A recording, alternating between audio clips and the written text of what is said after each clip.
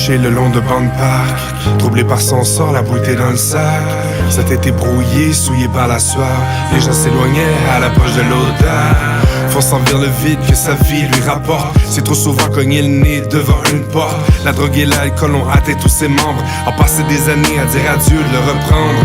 Pourtant cet homme était un être adorable, aidant les autres au quotidien était irréprochable. Un homme véritable, les valeurs à bonne place. Un mari très aimable, tout avant le crash. Lors d'une soirée avec de bons vieux amis, retrouver ses souvenirs avec lesquels il a vieilli.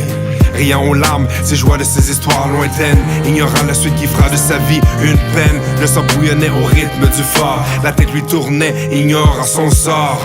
Faute de jugement, revenant à la maison, prit la voiture sous l'effet de la boisson. De ses amis, personne pour l'arrêter. On est des hommes remplis de stupidité, se croyant fort en maîtrise et lucide.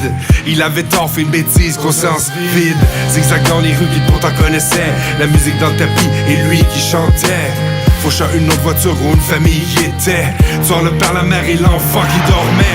Les lumières qui fusent, les sirènes l'interpellent. Monsieur, m'entendez-vous? Les pompiers qui l'appellent. Il ouvre l'œil, qui lui reste, demande ce qui se passe. Loin de se douter que là commence l'impasse. Coupable d'avoir décimé toute une famille, la justice étant faite, étant peu crédible, libéra l'homme, lui laissant dans ses souvenirs la naissance d'une tragédie morbide.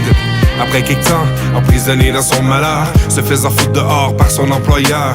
Sa femme prit les enfants et décida de le quitter. La dépression l'a rattrapé, plus question d'échapper.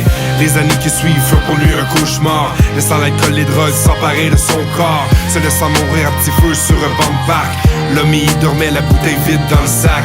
Tourmenté par ses gestes mais ne pouvant rien changer, passe ses jours à essayer de tout oublier. Se lève le matin avec la tête qui tourne, n'espérant même plus que pour lui la chance tourne. Au loin, un jeune homme s'approcha de lui. C'était son plus jeune garçon qui avait grandi, reconnaissant son père dans le visage vieilli. Quoique vivant, son père était sans vie.